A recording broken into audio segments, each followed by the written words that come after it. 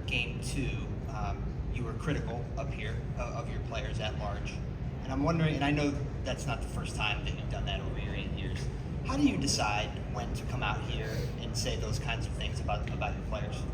Well, honesty isn't critical, so I don't view it as being critical. I think it was an honest assessment of the game. And before I came out and spoke to you guys, had the same conversation with our players. Never once will I come into a press conference and say something to you that I haven't spoken to our team about. And our players owned it. I asked them after the game, why did we lose tonight? And they told me we didn't play hard enough. They told me we weren't disciplined enough. So it wasn't critical by any nature. It was an honest assessment. Mike here. Mike Singer, Denver Post. Mike obviously didn't play up to his standards on either end of the floor in game 2. How can he help himself? How can he become more engaged on both ends of the floor? It's not just one player right now, whether it's Michael, Jamal, Aaron, Pope, Nikola, whoever. We have to be a lot more disciplined, a lot more urgent. And if you really want to simplify the first 2 games, in the first 3 quarters, we have dominated both games. The Miami Heat are dominating the fourth quarter. You're averaging 33 points a game in the fourth quarter, shooting over 60% from the field in the fourth quarter, and over 50% from 3. So we're up 8 going into the fourth quarter in game 2. We're up 21 going into the fourth quarter of game 1. And they opened up on a 15-2 run in that fourth quarter to take control of that game. So how can Michael help himself? How can everybody else help themselves? Communicate, be disciplined, and it starts with the defense. If we defend and rebound, we can get out and run. We had 18 fast break points in game 2, 16 in the first half, and 13 in that second quarter. And obviously, as I mentioned, we're not getting any run-outs in the fourth quarter because we're defending no one. Tim, in the back left. Michael, Tim Reynolds with the Associated Press. Obviously, the first 16 or 17 games of the playoffs for you guys, they weren't easy. Just some of the numbers made them seem that way. How valuable can a little dose of adversity be to a team when you're trying to do what your team is trying to do? How much do you almost need a little bit of an edge to get to where you want to go? Yeah, I think it's important, to remind us that, just because we're playing at home and we're undefeated, you just can't show up and think that's going to continue. And, coming off of a 4-game sweep against the Lakers, and that was a very hard-fought sweep. They were in every game. We had to fight for every game. So you have to find a way to turn a negative into a positive. We had a really good film session this morning. I gave an opportunity for everybody on our team to speak and talk about what they saw on the film.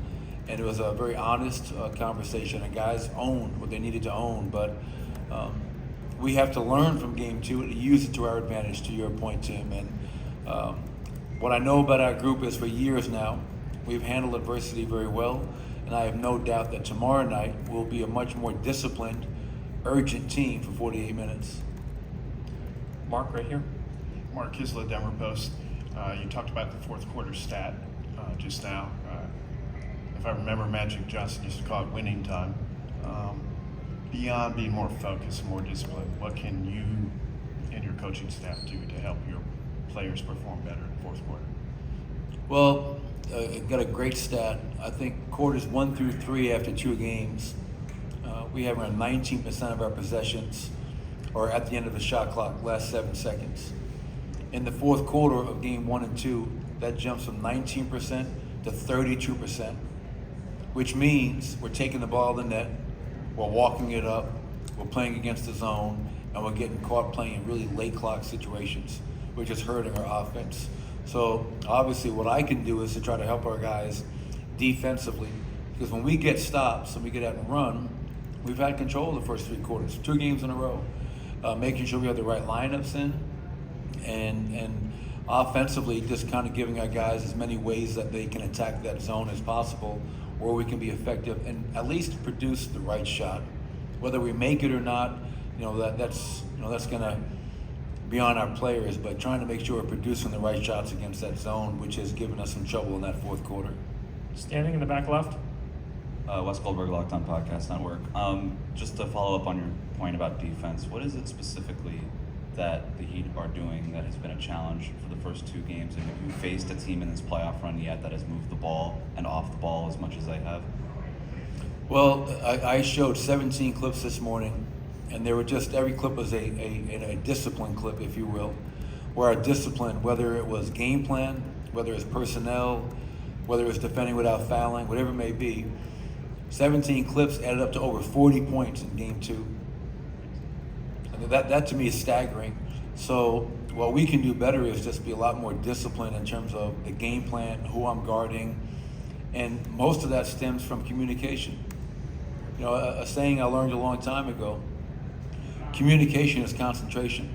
For me to communicate, I have to know what the hell to say. And if I'm not concentrating, if I'm not focusing, I don't know what to say. And we had way too many examples for an NBA Finals game where we have guys not on the same page because of a lack of communication. Their ball movement, their body movement, obviously they do a really good job with that, but we played 17 games now in these playoffs. I think, and we've shown, think about this, man, going into the fourth quarter, they had 75 points, they're shooting 43% from the field, and we're up 8. So now it's just a matter of sustaining it for a lot closer to 48 minutes. Vinny, last question in the back left. Hey, Coach, Vince Goodwill, Yahoo Sports. You've mentioned all the fourth quarter stats, and you guys have held sizable leads going into the fourth quarter.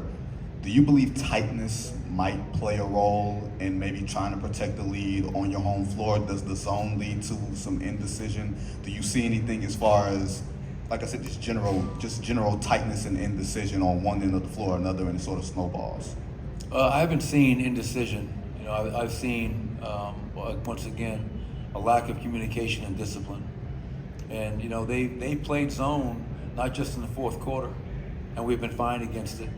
But I think once that game you allow a 15-2 run to start that fourth quarter, and you got Nikola out, you got to get Nikola right back in, now it becomes a different ball game. You know, we want to play fast, they want to play slow.